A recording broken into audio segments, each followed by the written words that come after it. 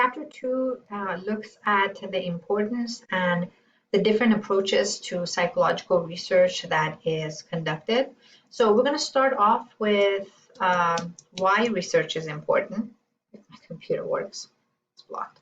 Why research is important. Take a look at different approaches to research and the ethics that govern the way research is done.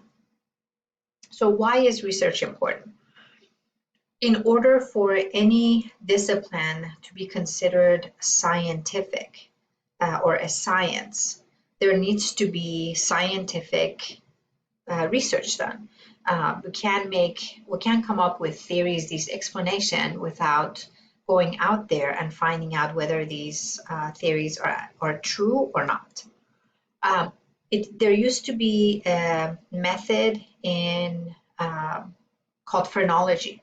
And in phrenology, the belief was, this physician came up with it, the belief was the way your skull is shaped will determine your personality. So he said, this area is your cautiousness. So if you have a bump, that means you're more cautious than someone that doesn't have a bump. He wrote a book about it and really promoted this method until they did scientific research and they found it not to be true at all. So, and this is the book that was written, and people really practiced it. So we can come up with these theories that we believe are true unless we do research and really test that hypothesis. We won't know if it's true or not, and we could be doing more damage than not. Another method that was used in medieval times and prehistoric time was called what we call trephination. In trephination, which is right here, the belief was that psychological disorders, psychosis, was caused by evil spirit, and that evil spirit was stuck in the brain. So the only way we could allow this evil spirit to escape is to create a hole so that the evil can escape and the individual can be cured. And you can imagine it didn't quite work out that way. So when someone makes a claim, a theory, a hypothesis, there are certain things that you first need to ask yourselves. You don't need to know this for the test, but it's important. There's all kinds of claims being made, whether about psychology or otherwise. What is the expert of the person making the claim? So, or expertise. There was a woman named Dr. Laura. This is aging myself, but Dr. Laura did this what you call podcasts. We used to call it radio shows, where listeners would call in with different psychological issues. So this woman called in apparently and said, I'm depressed. And Dr. Laura said, just get your lazy butt out of bed and exercise and you'll feel better. Kind of shaming the mental illness. And she was criticized for it. And she said, my show is not about mental health. It's about moral health. I don't give advice. I give my never to be humble opinion. Well, that's not an opinion. The minute you put doctor in front of your name, people assume that you have an expertise in that area. And upon investigation, it was found that she had her doctorate in something like biology or nothing related to psychology. So when someone makes an makes a claim, you got to look at, does their expertise match the area that they're making the claim in? What might they gain if the claim is valid? In mid 1990s, there was a claim made by a family practitioner that opioids, painkillers, were safe, they weren't addictive, and they were a great way to control pain. Well, unbeknownst to everyone else, he was getting paid by the pharmaceuticals, and he had a percentage or stocks in that pharmaceutical. So he was gaining. So today, if let's say I am promoting,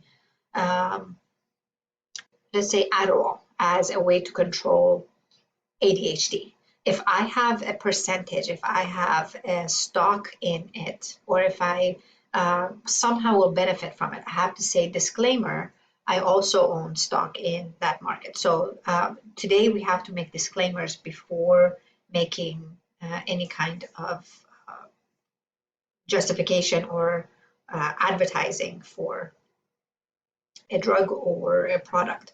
Does the claim seem justified given the evidence? So if we say Adderall is perfect for ADHD, what is the evidence? If we say there's only 2 kids that tried Adderall and it worked really well for them, but for 48 other kids it didn't work, we can make that, we can justify making the claim.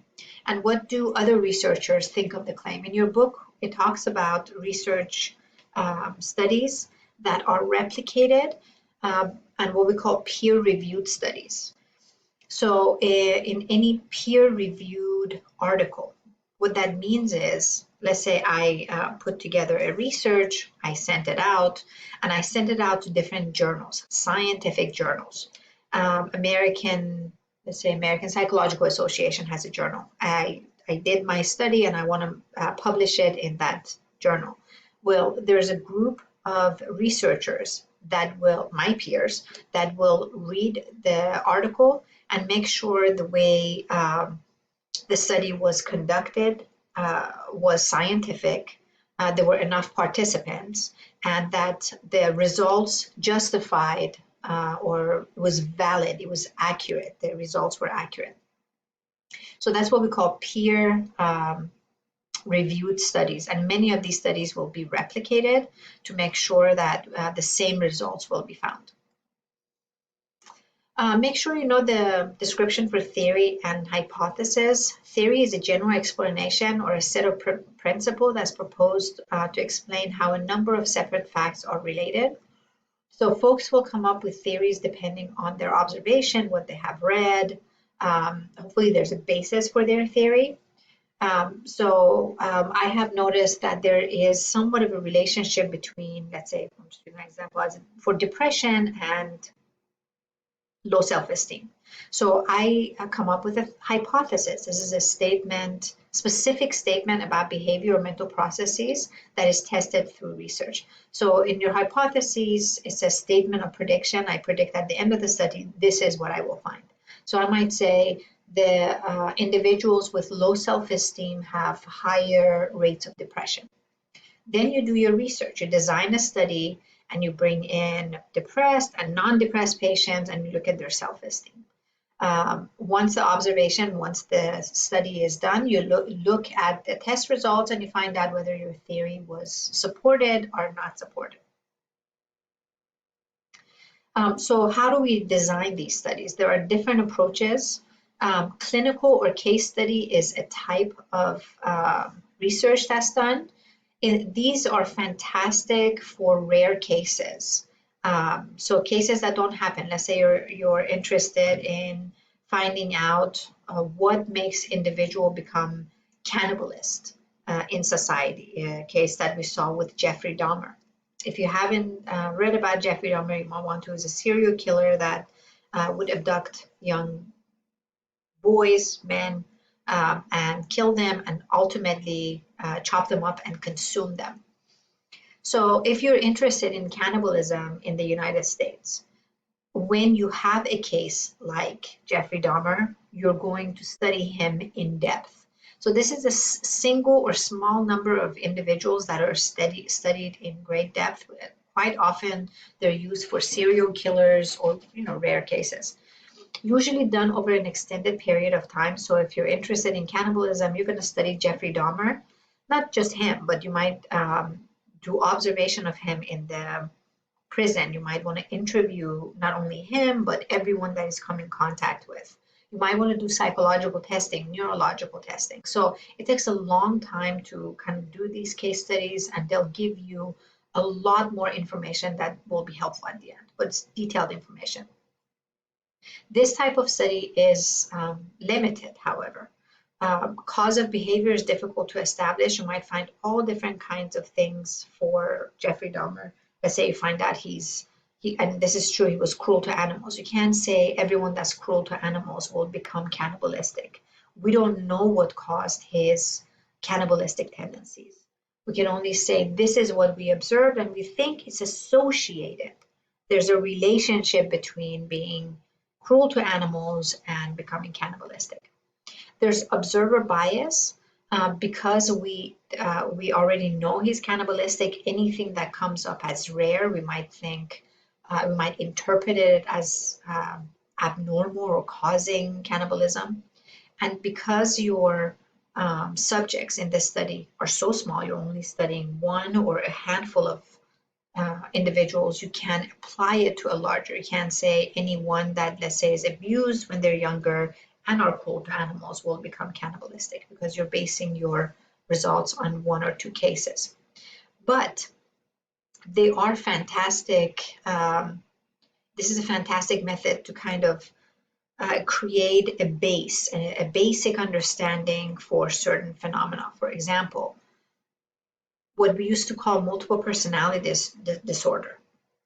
Today is called dissociative identity disorder. Multiple personality disorder was thought to be super rare. So when a case like Sybil came, there was a case study done by Sybil's psychiatrist, wrote a book about her therapy with Sybil, and she found a number of events that had happened to Sybil.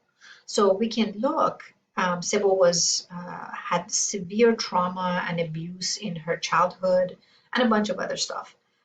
So we have one case of Sybil. Next time we get a multiple personality disorder, we do a case study and we begin to see if there's commonality. So what we know today from dissociative identity disorder comes from those case studies that were looked at individually and found commonality in them. Naturalistic observation does exactly what the name says. This is Jane Goodall, who was interested in studying primates, specifically monkeys, in their natural setting.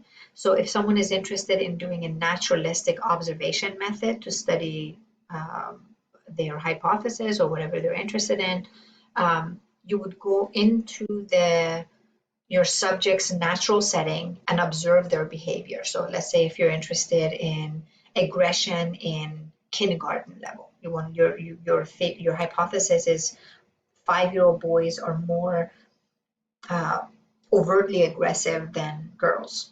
Then you would go to a kindergarten or maybe a playground and observe the kids as they're playing. There are advantages and limitations with this. It does give you a realistic picture of behavior is happening right in front of you without any interference or any falsehood, any acting.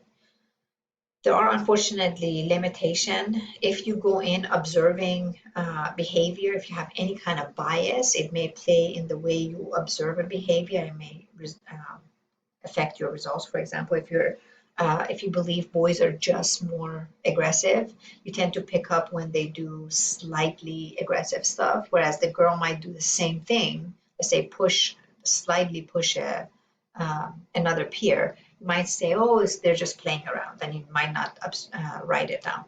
So our biases absolutely play a role in the results. And most importantly, you have to wait for the behavior to happen. So if you're interested in aggression, you have to wait and see them playing, and when they're aggressive, record your findings. Surveys are another research methods that have been used for years and years and years. Survey is a descriptive technique for obtaining the self-reported attitudes or behavior of people. I'm sure you've seen on the news, especially with the elections coming up, a survey was done and we found 59% approve of this or that. So these are just, the goal is to question whether through email or telephone, or just finding people on the streets. You have a question, And what you ultimately have is population. Let's say you're interested in the study habits of community college students, first-year community college students in California, where your population is every single community college student in California. You can't survey every single student.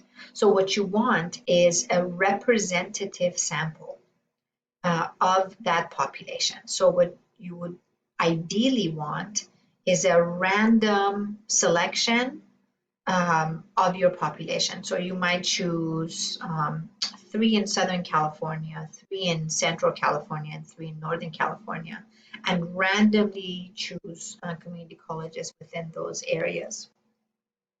Really important that your sample matches your population. So just a quick survey I want to do with you. Obviously, we're not live. We usually do this in class, but I want you to think about this for a second, whether you would say yes or no, agree or disagree. Should cigarette ads or pornography be allowed on television? Yes or no? I want to write down your answer. Should cigarette ads and pornography be forbidden from being on television? Now, what we find in class, and this is usually when I do this in class, we say should cigarette ads and pornography be allowed on television? Most students would say no. When I ask should cigarette ads and pornography be forbidden from being on television, they also say no. So what we find is the way you word a survey may affect its result. In the United States, if folks, the minute you close the door all the way for the word forbidden, never allowed, most people would say no. But if you have a softer, should it be allowed, or do you think we should have it? People will say no. When we don't, that's one of the things. There's the same exact question, but the minute you put forbidden, people kind of pull away from that, right? Also, if you have a survey where it's confusing and people don't understand what the question is, you're more likely to say no. So with the elections coming up, if you go to the ballots and you read one of a ballot on the voting being voted on, make sure you understand what they're asking. If it's confusing, they're more likely wanting you to say no. That's just human nature, and they know that. So wording absolutely has an effect on the outcome. These two you need to know for the test. When we do human research or human behavior research, what we call lifespan development, there's 2 ways to conduct a study. What we call longitudinal studies designs or cross-sectional design. So if you want to write this down, I might want to pause it. I'm going to keep going. I want to show you this. In a longitudinal study, long, right? You're using the same people, but at different days. So you're interested in language development over a lifespan. You'll follow this group at 1. The same group will come when they're 5 years old. The same group will come when they're 10. And you're measuring the same group and you're watching them grow and testing whatever you're interested in testing amongst this group. There are pros and cons. It does eliminate different variables between them because it's the same people. The con is it's super expensive. And what we find, you might begin with 3,000, you'll end up with about 100. People stop coming, people die. So we have elimination of subjects as we go along. Cross-sectional is more cost-effective. If you're still interested in, let's say, language development, you'll bring 30 people that are 1 year old and you'll measure their language. The next week, you'll bring a group of 5-year-olds and measure their language. Next week, you might bring a group of 10-year-olds and measure their language. So these are different groups being studied at the same time. Pro, quick, less expensive. you're done with your study in a matter of 2-3 weeks, maybe. However, you have variances between the groups, and that may affect your results. The last, and probably not the last, but one of the type of research designs that's quite common for psychology is what we call correlational study. In correlational study, you're looking at the strength of relationship between variables. How is this one variable related to this variable? In these type of studies, usually the variables are ones where you cannot manipulate the variable. For example, if you're interested in the relationship between cigarette smoke and lung cancer, ethically, you can't bring in two groups and give one group or put them in a room full of smoke for, let's say, 10 years and see if they're going to develop lung cancer versus the other group. But what you can do is, it's already happened. They have been smoking for 10 years. You can bring them and look at their lungs versus a group that hasn't smoked. And you can say the group that has smoked for 10 years has there's a relationship between smoking and lung cancer. With correlational studies, because there are so many other factors, you cannot say smoking causes lung cancer, because there are other variables. There are individuals who smoke and never get lung cancer. So in correlational studies, because they're after the fact and you're not controlling for those variables that might affect your outcome, you can only say relationship between variables. Now, these relationships are represented in a number called correlational coefficient, and they range from -1 to +1. So anytime you get a correlational coefficient, you'll get a number and a plus or minus sign. So a trick here, the plus or minus sign will tell you whether the correlation is a positive or a negative. The number, independent of whether it's positive or negative in front of it, the number will tell you whether it is a positive or, I'm sorry, the number will tell you the strength of relationship between the two variables. The closer you are to one, the stronger the relationship. So I'm going to try to see if I can do this. So if you remember from math class, we had this graph, right?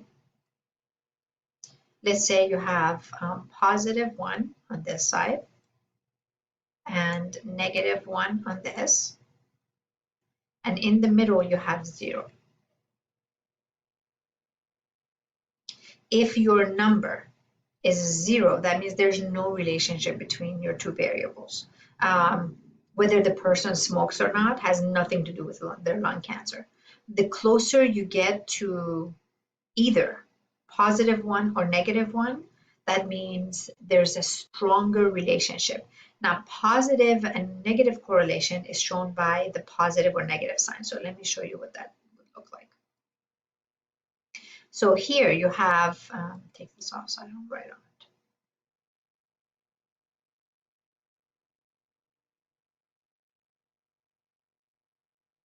So here you have the graph, and usually in correlational studies, each of these dots represent a person's response. Let's say we're interested in how much money people make and how satisfied they are at their job. So on the x-axis, we put 10,000, 20,000, 30,000 a year.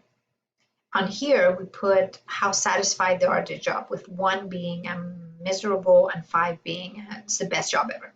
So you ask them, someone that makes 10,000, they say my satisfaction is 1. Someone that makes 50,000, they say this is the best job ever. So we see here, as one variable increases, so does the other one. So as the person makes more money, their job satisfaction also increases. This is called positive correlation. Both relationships, as one increases, the other one is increasing, right? The more shots of vodka you take, the more people you run over. Crying out loud. That's a little morbid, but let's say you have 5 shots, you're going to run over dummies. You're going to run over 5 dummies on the road. So this is positive correlation. Now, what we do in correlational study is we draw an imaginative line. The closer, it's supposed to be a straight line, but the closer your dots are to that imaginary line, the closer you are to a 1. So it shows as one variable is increasing, the other one's increasing at the same time. In negative correlation, as one variable increases, the other one is decreasing. So let's say this is cups of vegetables and your cholesterol level. Someone who eats 1 cup of vegetable a day, let's say their cholesterol level is super high. But we see as they're eating more and more cups of vegetable, their cholesterol level is decreasing. That's a negative correlation. And this is no correlation. So this could be how many cups of coffee you have versus how satisfied you are in your romantic relationship. Someone who drinks 5 cups of coffee is miserable, yet someone who drinks 5 cups of coffee is also super happy. So that means there's no relationship between the 2 variables.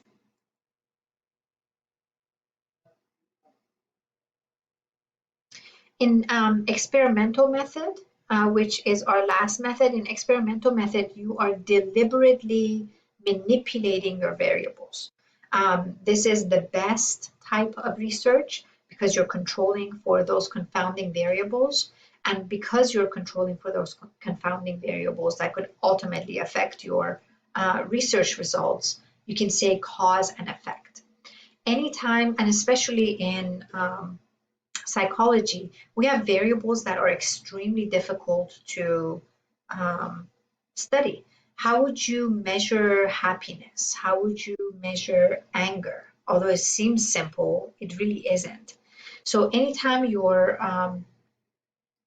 studying these variables, psychological variables, you have to operationally define those variables and really specifically say how you're going to measure them. I'm going to kind of draw a correlation between this and cooking. Let's say your grandmother gives you her recipe for chocolate chip cookies, and she puts down a stick of butter. Well, if you've ever gone to buy butter, there's all different types of butter. You have salted, unsalted, margarine, soft butter. Apparently there's Irish butter. And then you have one that's called, I can't believe it's not butter. Well, the question is, what the heck is it? So you have all different types of butter out there.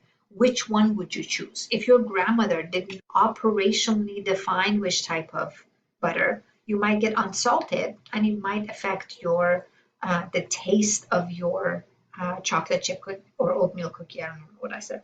So really important, if you say happiness, how would you measure happiness?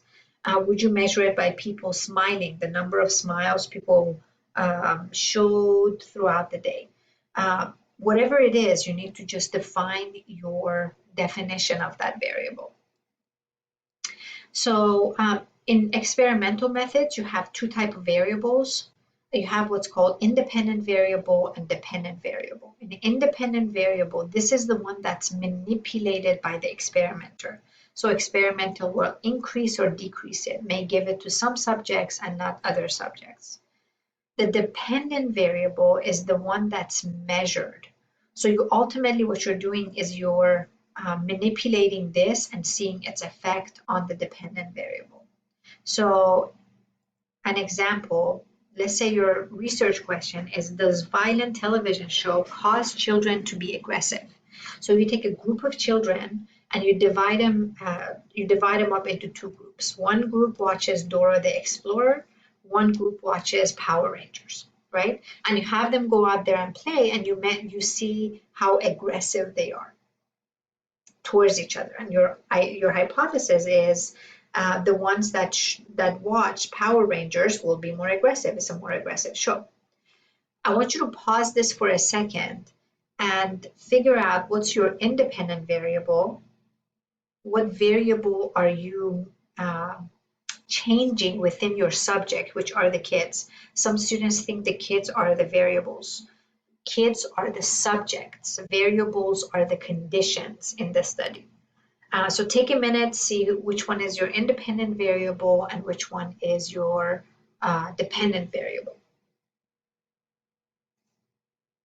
So your independent variable, the one that you're changing, is the violent TV show, right? So that's the condition that changes between the subjects. One is watching violent, one is watching the non-violent. And your dependent variable will be the aggressive play, right? Which one, and what you're measuring, what you're assessing is that aggressive play. In experimental studies, you usually have two groups. Your experimental group is the one that receives that independent study. So for the research project that we just did, that would be the one that watched Power Rangers, and your control group is the one that didn't receive the independent study. So what you really want to do, the control group is important because you want to make sure just simply having the kids sit and watch TV doesn't increase aggression. You want to make sure it's the TV show that's ultimately causing the aggression.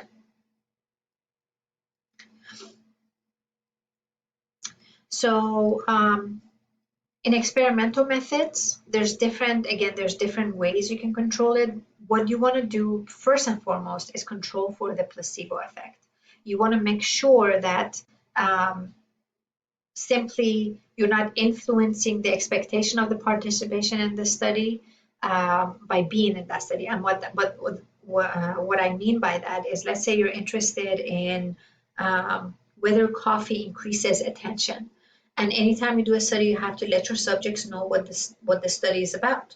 So a group of subjects come in and say, we're interested in whether coffee increases your attention or not. Well, simply telling them that you're studying attention, their attention may increase because now they're paying attention to the study.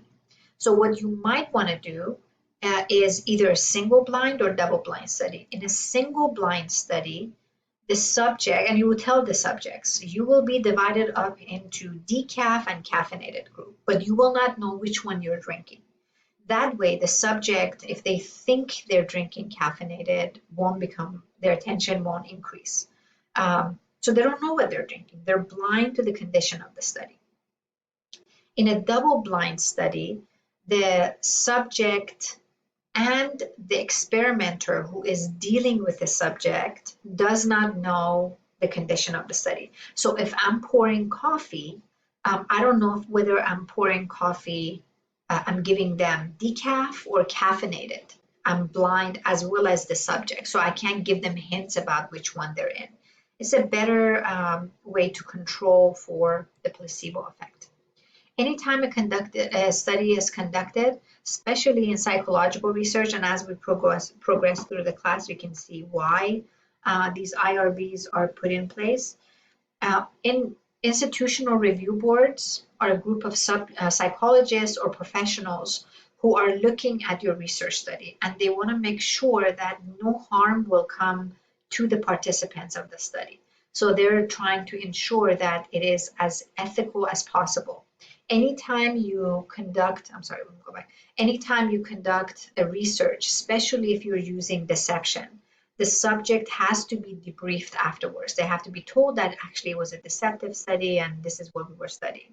Anytime you do a research, if you're in a research study, you will be given what we call a consent form, and your book does a really good job of explaining that. Please make sure you know why we give consent form and what information should be in the consent forms. Lastly, we do use animals. I don't, but researchers use animals, especially for biopsychology or more scientific research. Animals answer questions that cannot be conducted on humans. So with the COVID-19, for example, the vaccination was given first to animals to make sure it doesn't cause certain effects. Then it was tested on humans. So let's say I'm interested in an area of the brain called the hippocampus. I'm interested if we destroy the hippocampus, what happens? Well, I can't test that on humans. So we start off with animals, and then we look at individuals whose hippocampus has been damaged in car accidents or otherwise, what kind of effect it has had. Even when animals are used in animal study, there's an animal rights committee that will look over the research and make sure that you're not really torturing the animal without any kind of scientific benefit. Thank God for us, only 7% of psychological studies are done on animals, and even within the animals, there's a hierarchy. Unfortunately, rats, mice are, there's more leniency with the type of studies. They're the most common animals that animal studies are done on, and the most difficult are primates, like monkeys, chimps. Those are the most difficult to do testing on. There's a lot of restriction, partly because they're so similar to humans. And that's it for chapter 2. Please make sure you're also reading the book to kind of expand on some of the points that we talked about here.